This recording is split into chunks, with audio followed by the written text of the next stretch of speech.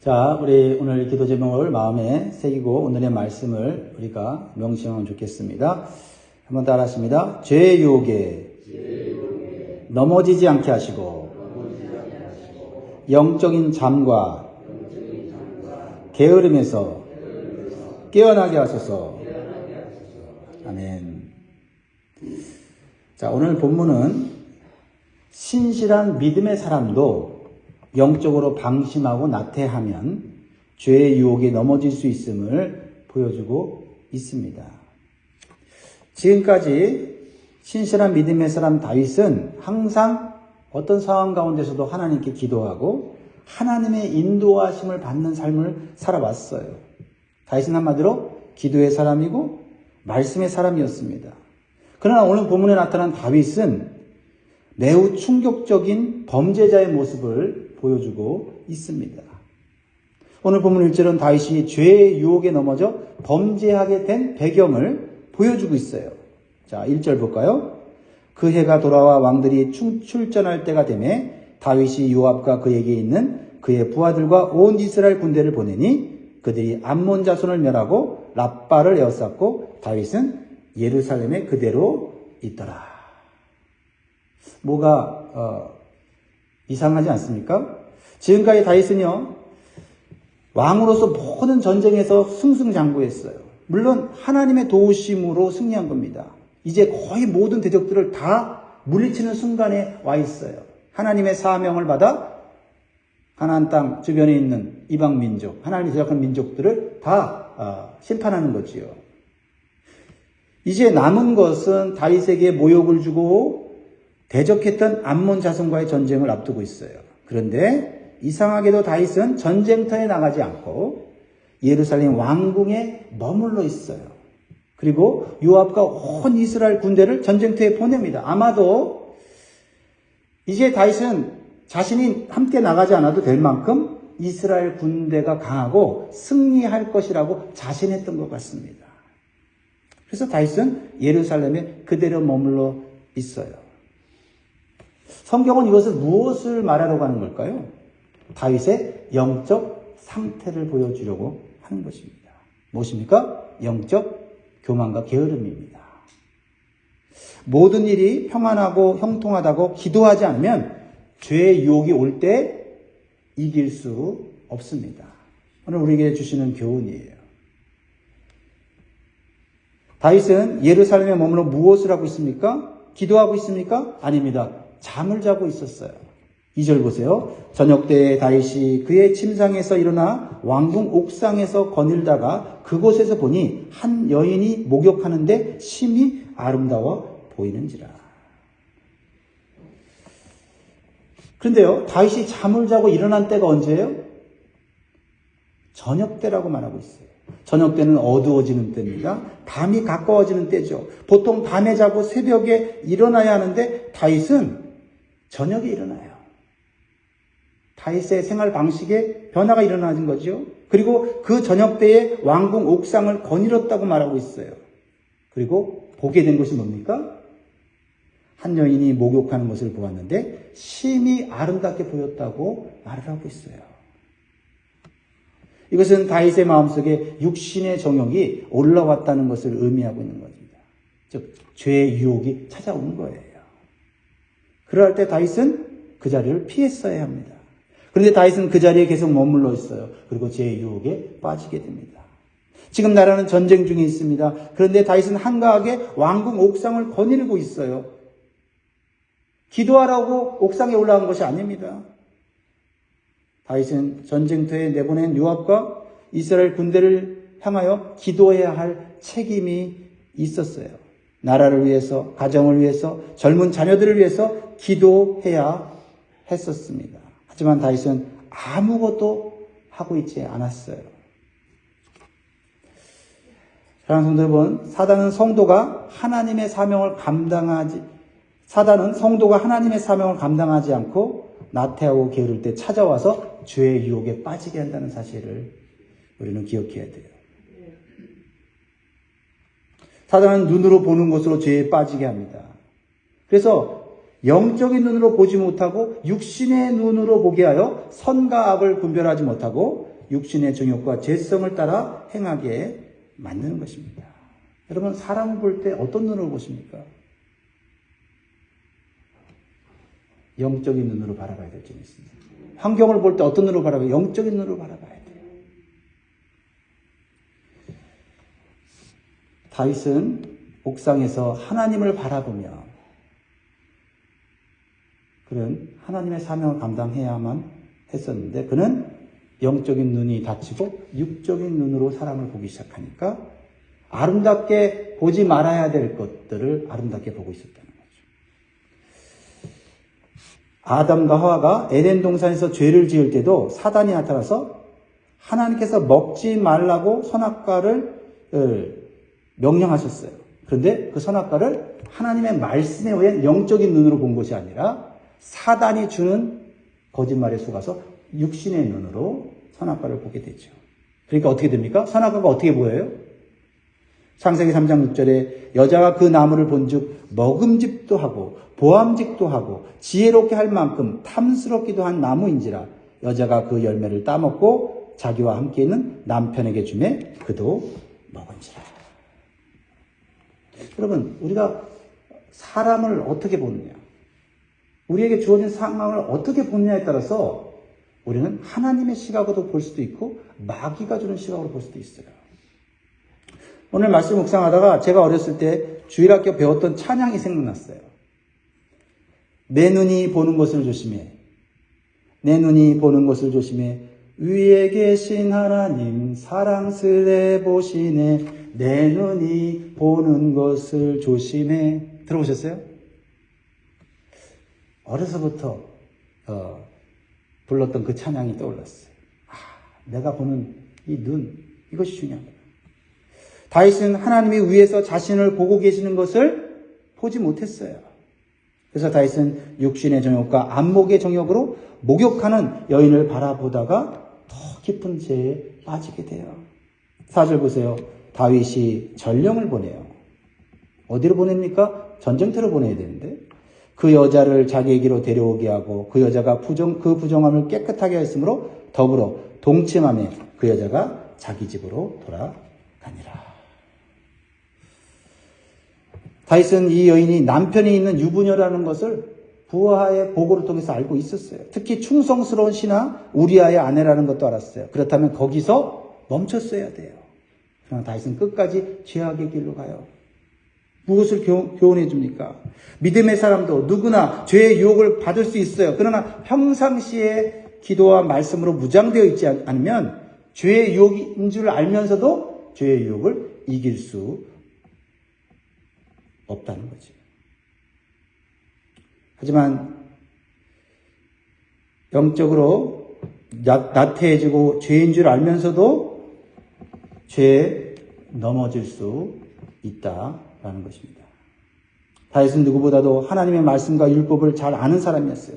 자신이 행하는 간음죄가 얼마나 큰 죄인지를 알았을 거예요. 그럼에도 불구하고 죄를 이길 수 있는 영적인 힘이 없었습니다. 그래서 부끄러운 죄악에 빠지게 된 것이지요. 여러분, 세상 사람이 죄를 짓고 넘어지는 것보다 믿음의 사람이 죄를 짓고 넘어질 때 더 큰 소리가 나는 거예요. 더 나쁜 영향력을 끼치게 되는 겁니다.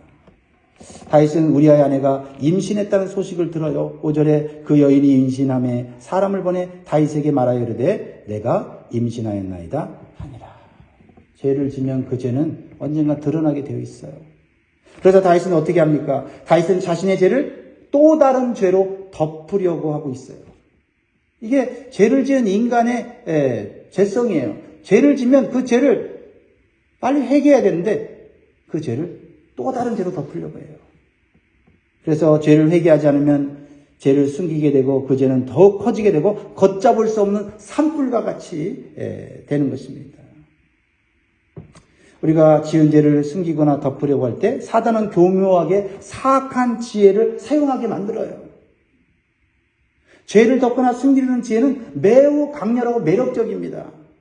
그래서 많은 사람들이 죄를 짓고도 이 사단의 사악한 교묘한 지혜를 얻어서 들키지 않을 거라고 확신하고 끝까지 가는 거예요.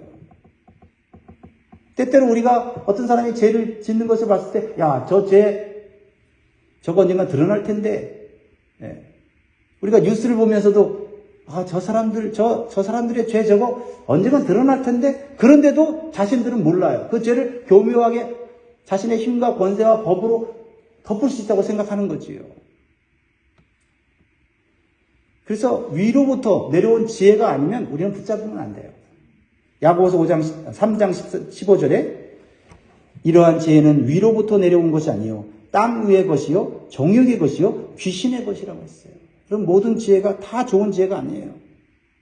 다윗은 자신의 죄를 숨기려고 자신의 머리에 떠오른 지혜가 하나님이 주신 지혜가 아닌 것을 깨닫지 못했어요. 그래서 우리는 우리 머릿속에 떠오른 지혜가 어떤 지혜인지를 분별하기 위해서 기도해야 될 줄 믿습니다. 하나님이 주신 지혜는 어떤 지혜예요? 위에서부터 내려오는 거예요. 야고보서 3장 17절에 오직 위로부터 난 지혜는 첫째 뭘까요? 성결하는 거예요. 다음에 화평하고, 성결과 화평. 말은 그럴듯하게 하고 말은 지혜로운 것 같지만 사실 마음이 깨끗하지 못하고 화평을 추구하는 것이 아니라 갈등과 분열을 조정하는 지혜가, 그것은 사단이 주는 교활한 지혜라는 겁니다. 하나님이 주신 지혜는 성결하고 화평을 이루고 관용하고 양순하며 긍휼과 선한 열매가 가득하고 편견과 거짓이 없나니 라고 말씀하고 있어요. 오늘 우리는 우리 머릿속에 떠오르는 생각과 지혜가 아무리 좋아 보여도 그 지혜의 출처가 어디서 온 것임을 분별하는 기도를 할 수 있기를 원해요. 다윗은 정말 예전에 신실했던 다윗의 모습과는 전혀 다른 모습을 보여주고 있어요. 자신이 범죄하여 임신시킨 것을 덮기 위해서 전쟁터에서 생명을 다해 싸우는 신하인 우리아를 소환하여 집에 가서 먹고 마시고 그의 아내와 잠을 자도록 유도하고 있어요. 그래서 어떻게 해요? 자신이 지은 죄를 덮으려고 하는 거예요.